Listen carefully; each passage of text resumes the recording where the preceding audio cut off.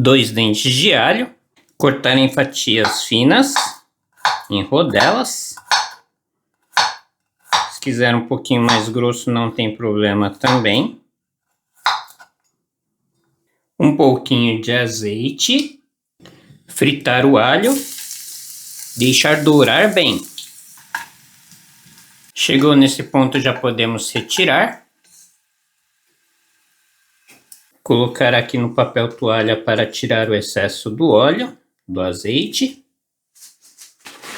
Só passar assim, só para tirar o excesso mesmo. Pronto. O arroz japonês cozido, o alho, uma colher de chá de semente de gergelim, cebolinha, uma colher de chá de miso. E agora é só misturar. Um plástico filme, colocar o nosso arroz.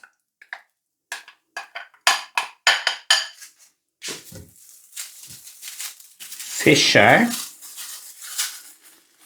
e moldar.